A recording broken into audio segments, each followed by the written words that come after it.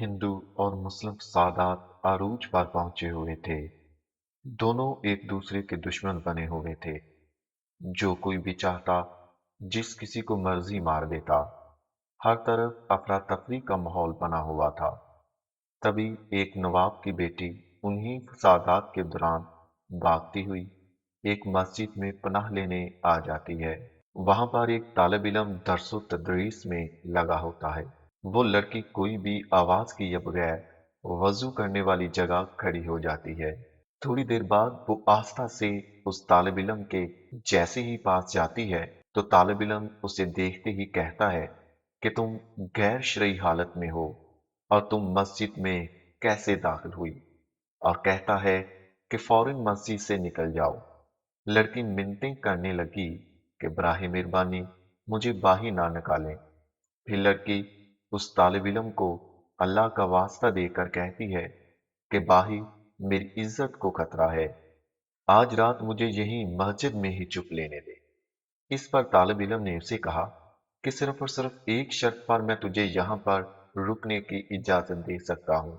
तुम वहां कोने में चली जाओ और सारी रात तुमने एक लफ्ज भी नहीं बोलना और ना अपनी जगह से हिलना है, वरना मैं तुम्हें उसी वक्त बाहर निकाल दूंगा। लड़की ने कहा ठीक है, और वो जाकर दूर एक कोने में बैठ गई और तालिब इल्म ने एक मोमबत्ती जलाई हुई थी। और लड़की देखती है कि सारी रात तालिब इल्म अपनी एक उंगली को उस मोमबत्ती के ऊपर रखता है और फिर वो जलने पर चलाकर अपना हाथ पीछे खींच लेता है। सारी रात ऐसा ही होता रहा।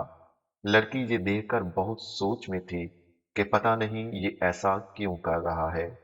अब सुबह होने वाली थी और नमाजी भी मस्जिद में आने वाले थे। लड़के ने लड़की से कहा कि अब तुम यहां से चली जाओ ताकि कोई तुम पर कोई और इल्जाम ना लगाए।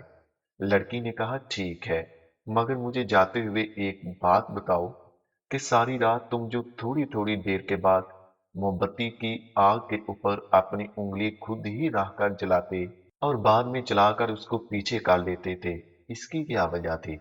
लड़के ने जवाब दिया कि रात मैंने शैतान, नफ्स और अल्लाह ताला के अहकामात के मबैन शशो पंज में ही गुजारी है।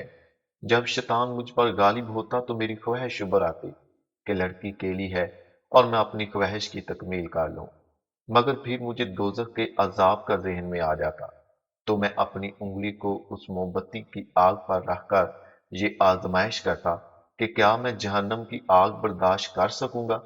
मगर जब मेरी ये उंगली जलती तो मुझे एहसास होता कि ये छोटी सी आग से मेरे जिस्म का एक छोटा सा हिस्सा इतना जल जाता है कि मैं बर्दाश्त नहीं कर सकता, तो जहन्नम की आग को जिसमें मेरा सारा जिस्म होगा मैं कैसे बर्दाश्त कर सकूंगा।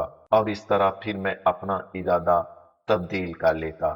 ये सुनने के बाद वो लड़की वहां से चली जाती है। और जब दोबारा मुल्की हालात ठीक होते हैं तो उस लड़की के घर वाले उसका रिश्ता करने लगते हैं, लेकिन वो बज़िद कहती है कि मेरी शादी सिर्फ उसी मस्जिद में रहने वाले नौजवान से ही की जाए। और आखिरकार इन दोनों की शादी हो जाती है। लड़की का वालिद अपनी बेटी को एक महल शादी में गिफ्ट करता है और वो दोनों वहां हंसी खुशी जिंदगी गुजारना शुरू हो जाते हैं। दोस्तों, इस कहानी से हमें यह सबक मिलता है कि एक रात नफ्स को काबू में लाकर इस तालिब इल्म को महल में जगह मिल गई। तो सोचो कि अगर हम अपनी सारी जिंदगी अल्लाह की अताअत में गुजारें तो हमें जन्नत क्यों नहीं मिलेगी।